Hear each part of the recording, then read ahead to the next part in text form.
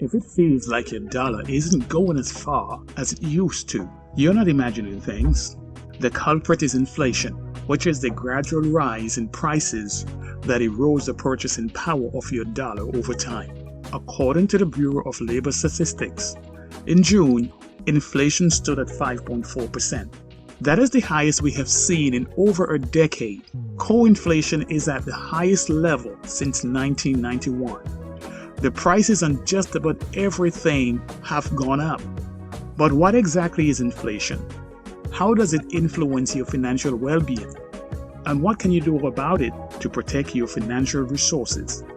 In the short term, the impact of inflation may seem small, but over the course of multiple months and years, it can drastically erode and reduce the value of your money. But what exactly is inflation? What does the current inflationary pressures in the economy mean for your wallet? And what steps should you take to protect the value of your hard-earned money? We will answer these questions in this video. But first, do us the favor of subscribing to Financially Well if you haven't already for more valuable financial content. Last year, a gallon of milk cost $3.32 on average. In June, just last month, the same gallon of milk cost $3.52. Since many of us buy milk, it is interesting to see how the price have increased over these past few months. You have to come up with an additional 20 cents to buy the same gallon of milk. However, don't think of inflation in terms of increasing prices for a single item or service. Inflation is a broad increase in prices across a sector, an industry, and across a country's entire economy. In the US, the Consumer Price Index is one of the chief measures of inflation. The CPI is a measure of the overall change in prices you pay at retail for a list or basket of 175 commonly purchased consumer goods and services, including food, housing, clothing, medical care, recreation, and others. So why are the prices on things going up so fast? Well, the current inflation is being driven by several overlapping factors. First, it's because of all of the money that was printed in 2020 and 2021 during several rounds of direct government stimulus. The resulting increased money supply has diluted the value of each dollar. Second, due to the pandemic lockdowns, there are supply chain challenges where companies are experiencing difficulty finding labor and raw materials.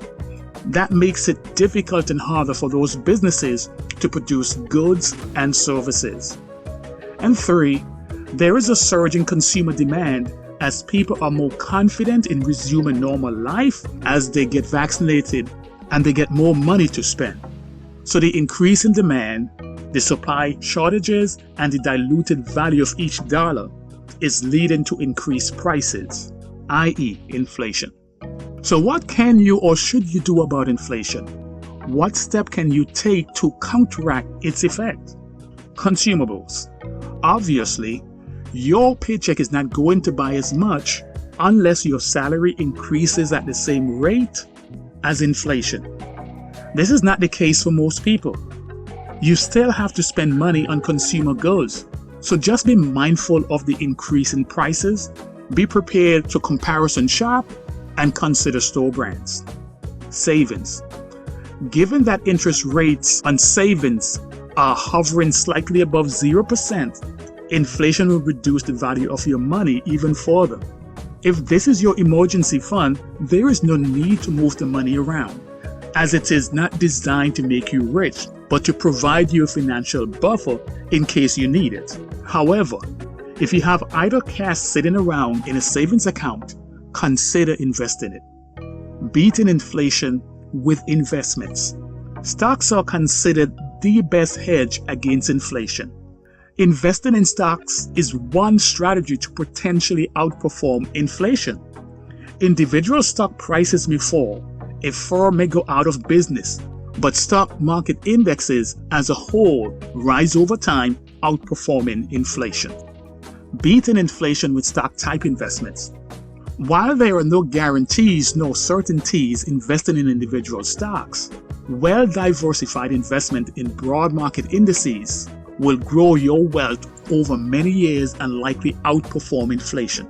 For instance, investments in the S&P 500 index, even after adjusting for inflation, have returned 6% on average between 1930 and 2020.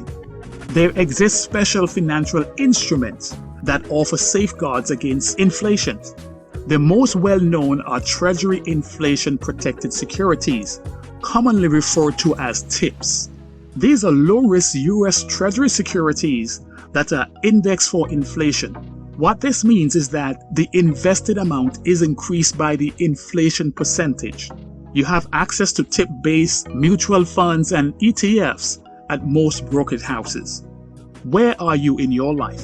If you are a Gen Zer, a millennial, or a younger member of Gen X, you need not be too concerned about the impact of inflation on your investment in the short term. You should be just fine sticking with your current investment strategy, which is likely to be heavily focused on stocks. As we said earlier, stocks are a good hedge against inflation because they can generate returns that exceed inflation. Thank you for watching. Please subscribe to the channel if you haven't already. Like and comment on this video. See you in the next one.